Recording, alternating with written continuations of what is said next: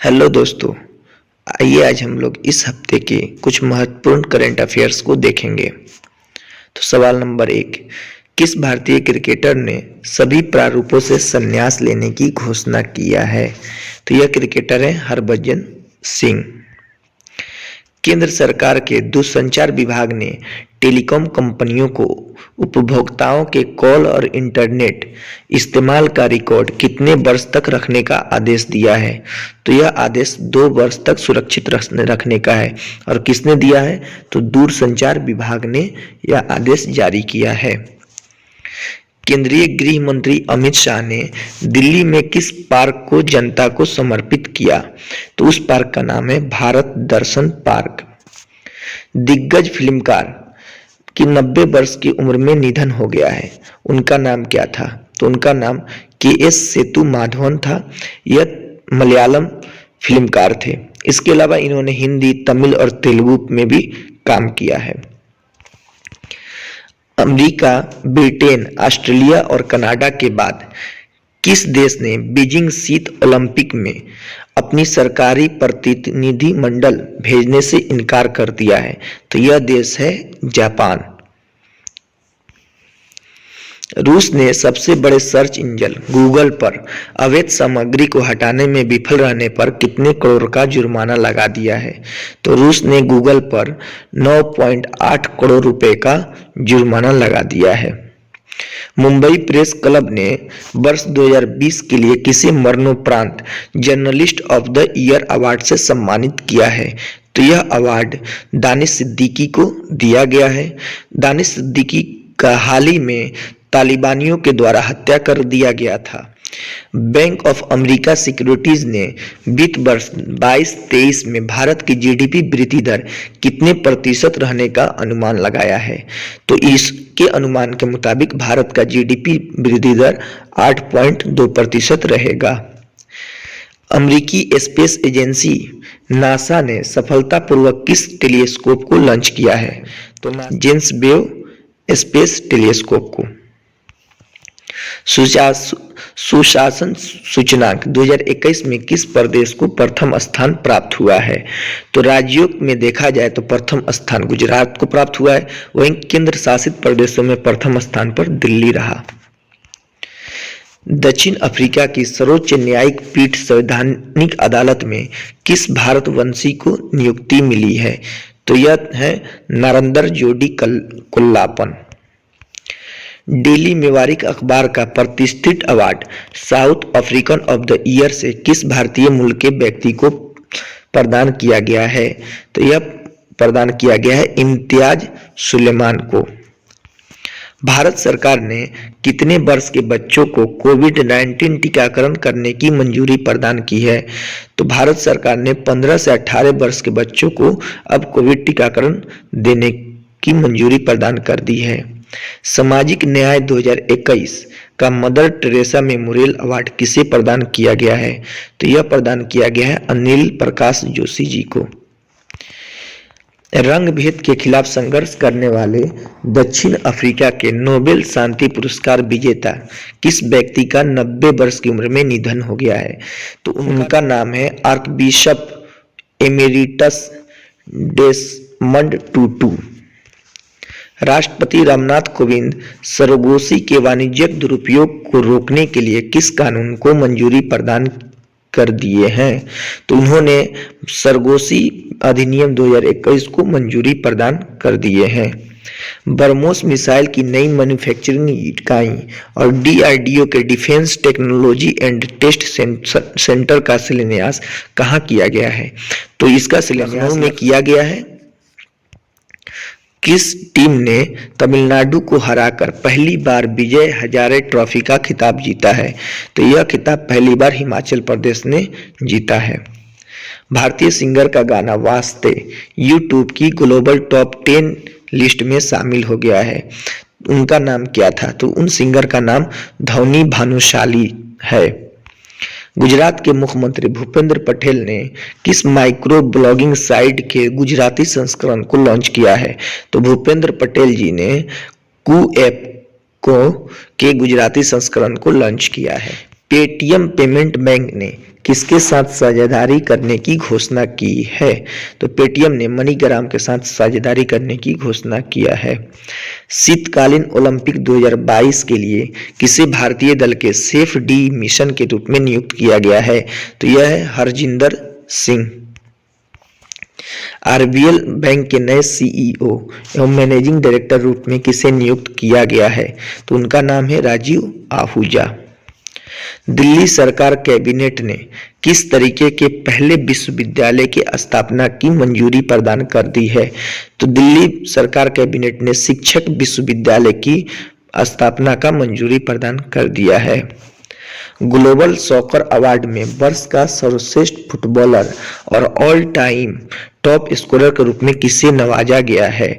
तो इसमें वर्ष का सर्वश्रेष्ठ फुटबॉलर काइलियान मबापे और all time top scorer Cristiano Ronaldo को नामित किया गया है।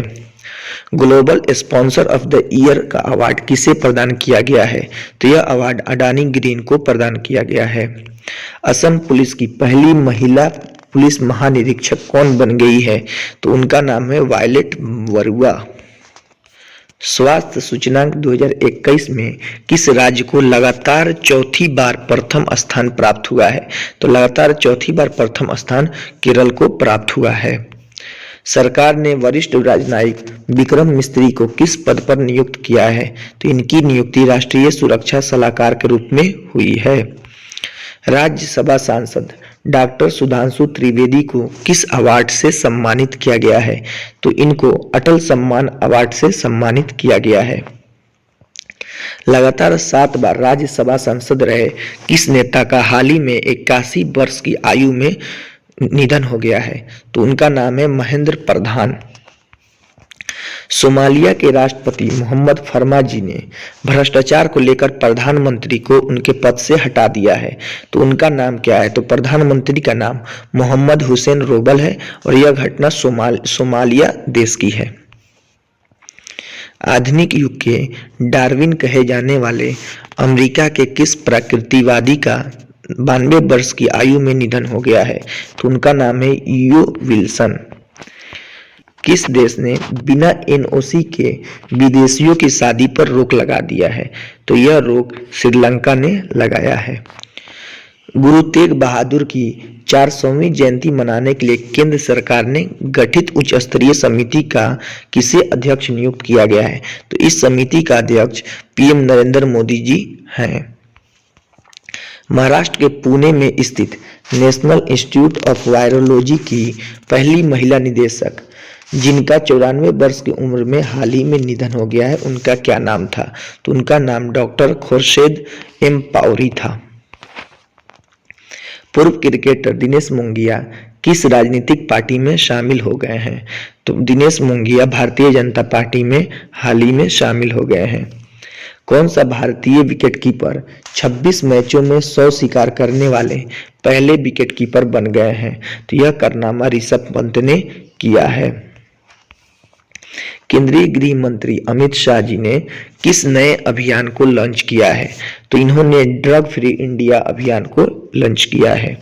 दूरसंचार विभाग ने किन मेट्रो शहरों में जल्द ही 5G सेवा शुरू करने की घोषणा किया है? दिल्ली, गुरुग्राम, बेंगलोर, कोलकाता, मुंबई, अहमदाबाद, हैदराबाद एवं पुणे। वित्त उद्योग विकास परिषद का नया सह अध्यक्ष किसे नियुक्त किया गया है? तो इस पे कमलेश गांधी जी की नियुक्ति हुई है। केंद्रीय स्वास्थ्य मंत्रालय की ओर से कोविड-19 के किन 2 नए टीका के आपातकालीन इस्तेमाल को मंजूरी प्रदान की गई है? तो यह 2 टीका है, कोवोवैक्स और कार्बोवैक्स। मैन बुकर अवार्ड से सम्मानित न्यूजीलैंड की किस लेखिका का 74 वर्ष की आयु में निधन हो गया है? तो उनका नाम है केरी हुल्मे। पर्यावरण, वन व जलवायु परिवर्तन मंत्रालय में वन महानिदेशक और विशेष सचिव के रूप में किसे नियुक्त किया गया है?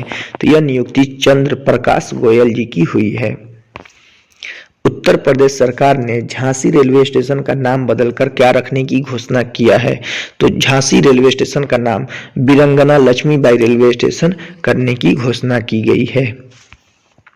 उत्तर प्रदेश के नए मुख्य सचिव के रूप में किसे नियुक्त किया गया है? तो उस पे दुर्गा शंकर मिश्र जी की नियुक्ति हुई है।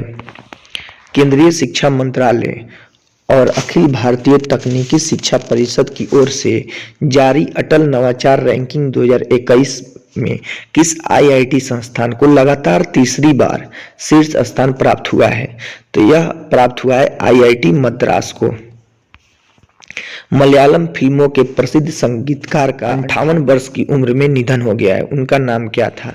तो उनका नाम है कैथापरम विश्वनाथ। भारत तिब्बत सीमा पुलिस बल आईटीबीपी के महानिदेशक संजय अरोड़ा को किस विभाग का अतिरिक्त प्रभार दिया गया है?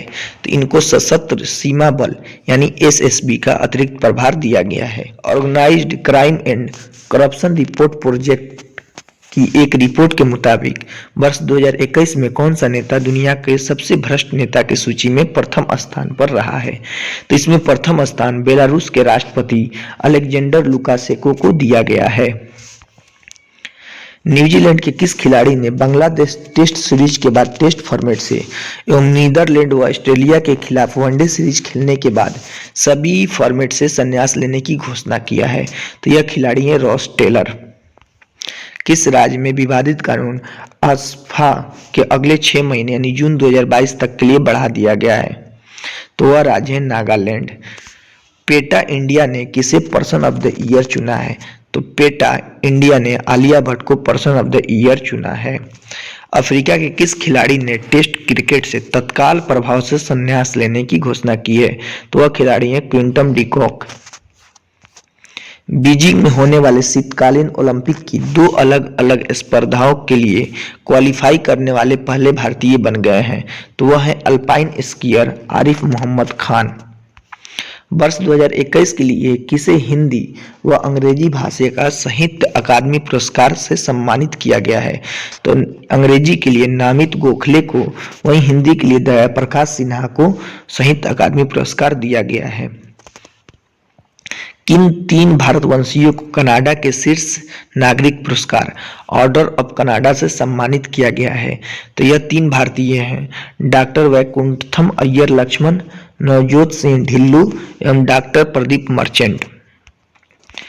साल 2021 में विश्व में सबसे अधिक बार डाउनलोड किया जाने वाला ऐप बन गया है। तो सबसे अधिक डाउनलोड टिकटॉक को किया गया है 656 मिलियन बार।